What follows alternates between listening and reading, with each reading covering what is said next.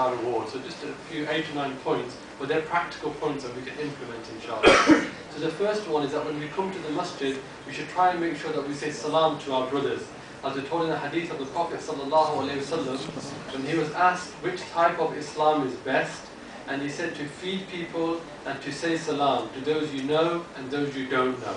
See, often we say salam to those we know, but we don't say salam to those we don't know. And that's what we should do, especially when we come to the mosque. In another hadith we're told that it's a way of spreading love between the people.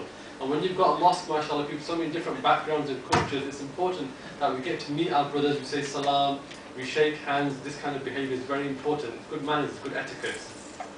The second thing is that when we enter the masjid, before we should sit down, we should pray salah, at least 2 rakats. As we're told again in the hadith in Bukhari and Muslim, when any of you enters a mosque, he should not sit down till he has offered 2 rakat tahiyyatul masjid. This is again sunnah of the Prophet ﷺ, but we should implement this practically. Next point, that when we enter the mosque, we should try and pray at the front of the mosque and not at the back. So what we do, sometimes we come in, some go to the back, some go to the front. We shouldn't do that. We should come to the front of the mosque with its great reward. As we're told, the best rows for the males are the front of the mosque. And in a hadith, the Prophet ﷺ, he noted a tendency among some of his Sahaba to stand in the back rows. And he said, come forward and close to me, and let those who come afterwards stand behind you. If a person starts lagging behind, Allah puts them behind. And we know this, you go to a lecture theatre, those students that are keen, they come right to the front to listen avidly. Those students less keen go right to the back so they can listen less avidly. We should go to the front, inshallah, and Allah will put us forward. Next point, again, after the Imam reminds us to keep our rows straight.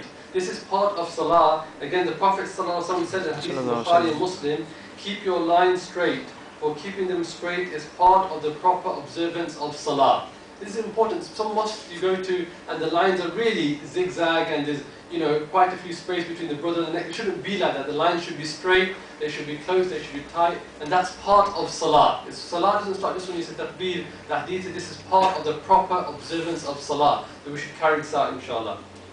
Next point is that we should be modest when you come to the mosque in respect of dress. Hadith, again, we're told, modesty results in good alone and nothing else. So when you go to a work environment or you go anywhere, you dress appropriately. In the mosque, you should dress appropriately, and appropriately means modesty.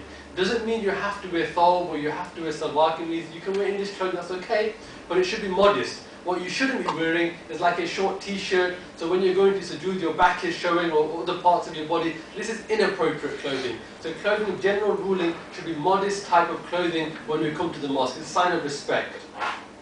Next, and just a couple of points, is that we should try and smell nice when you enter the mosque. Hadith of the Prophet ﷺ, hadith in Muslim, whoever eats onions, garlics or leeks should not approach the mosque, because whatever offends the son of Adam may also offend the angels. So this means, obviously you can have this food. Some of us are used to kind of spicy food and it'd be difficult for us not to have that. But after you have that, we can brush our teeth, we can have a mint or something, put some nice smell. So when we come to the mosque, we don't offend each other, and likewise we don't offend the angels. And last point, in terms of timing. Every mosque you go to, nearly always, the Imam says Takbir at the start, there's 1 or 2 rows. He says Salam at the end, the mosque is full. It's always, wherever mosque, whichever country you go to, it's always like that. Why? If you're late for work regularly, what does your employer say to you? What does he think about you? It's not professional to do. And in Salah, always, sometimes we're late. Every one of us, sometimes something happens, we're busy, no problem. But to consistently be late each time, when we're told in the hadith that in Ramadan, the compulsory deed you do is like 70 times outside of Ramadan, and consistently to be late every time, what does it tell us? What does it tell us?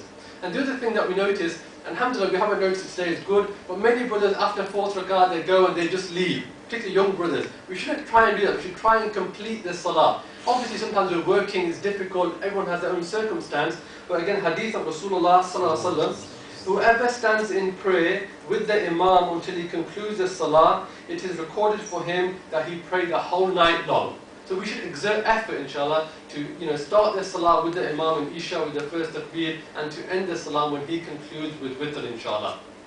These are 9 or 10 points, but there's an overarching principle here, which is the importance of the sunnah of Rasulullah sallallahu alaihi wasallam. Because the sunnah is Islam. Really, the sunnah, there is no Islam without the sunnah of Rasulullah sallallahu alaihi wasallam. And it's not just about shouting, it's about implementing. This last point. You know, if you want to show your adherence to something, it's how much you implement. And I'll give you an example. You know, recently in South Africa, the Football World Cup, I'm not an avid football fan, but something caught my attention.